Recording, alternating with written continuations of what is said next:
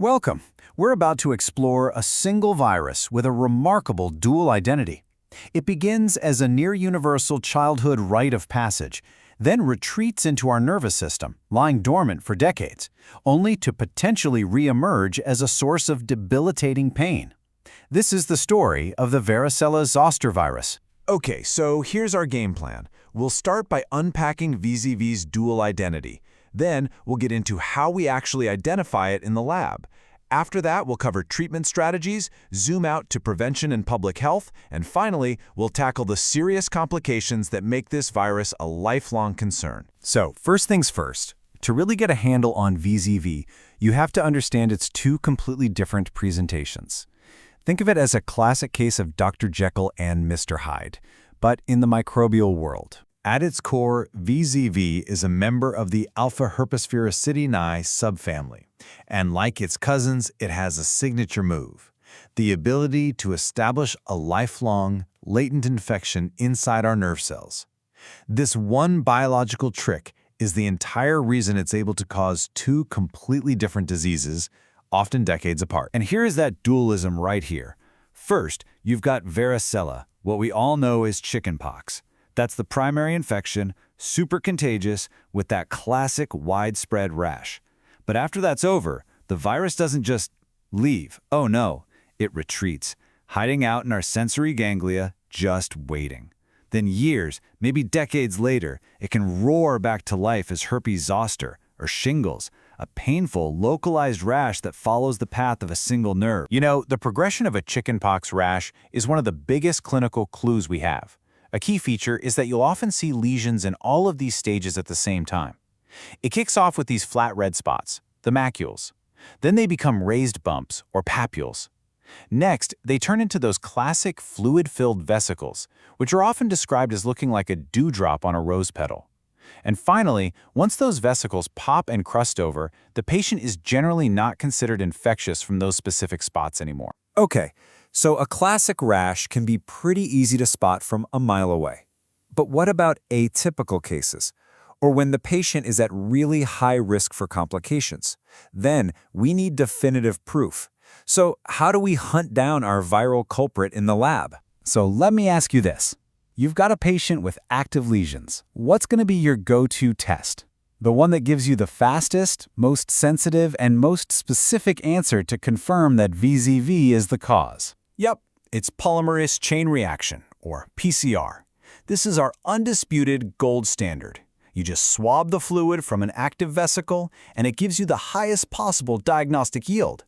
In fact, it's so sensitive that in really severe systemic cases, like VZV encephalitis, we can even find the virus by running a PCR on the patient's cerebrospinal fluid.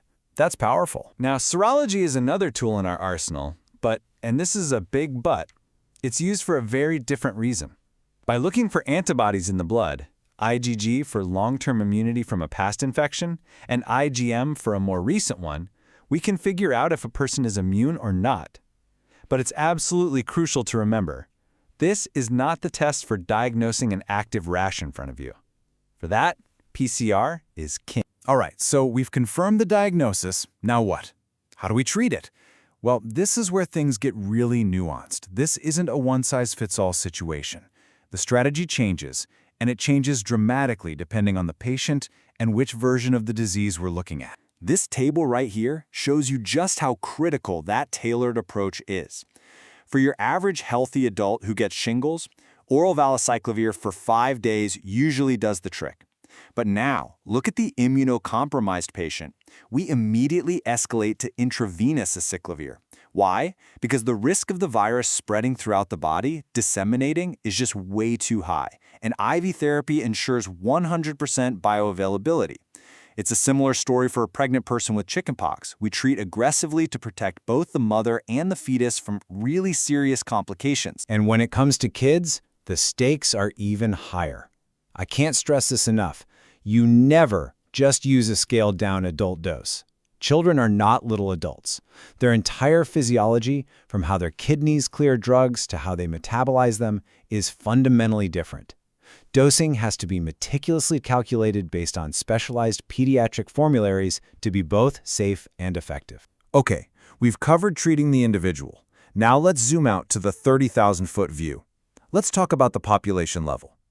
How do we prevent this incredibly infectious virus from spreading and causing disease in the first place? This is really striking. In a population that doesn't have routine childhood vaccination for VZV like the one studied here, look at this. Over 95% of kids have already been infected by the time they turn 6. That single number tells you pretty much everything you need to know about how wildly contagious this virus really is. And of course, with that kind of transmissibility, infection control is paramount, which, makes it hard to resist a classic terrible joke. Why did the chicken cross the road? To get to the other side of the quarantine zone. Okay. Bad jokes aside, avoiding direct contact is a huge part of prevention. So our modern prevention strategy is really a three-pronged attack.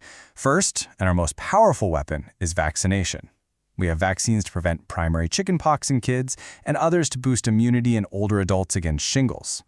Second, for high-risk people who've already been exposed, we use post-exposure prophylaxis.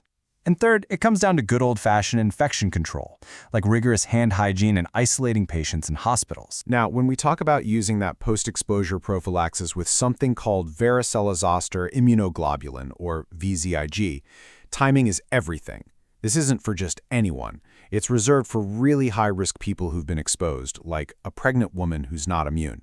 And to work, it has to be given fast.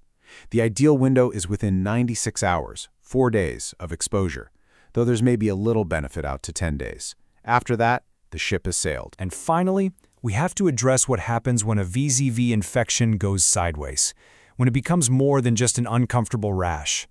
Because both chickenpox and shingles can lead to some really severe and sometimes even life-threatening complications. And you can see that the potential complications are pretty distinct for each disease. With primary chickenpox, we're really worried about systemic problems, like viral pneumonia, which is especially nasty in adults, or encephalitis, which is inflammation of the brain. With shingles, though, the big one, the one everyone's afraid of, is postherpetic neuralgia, or PHN.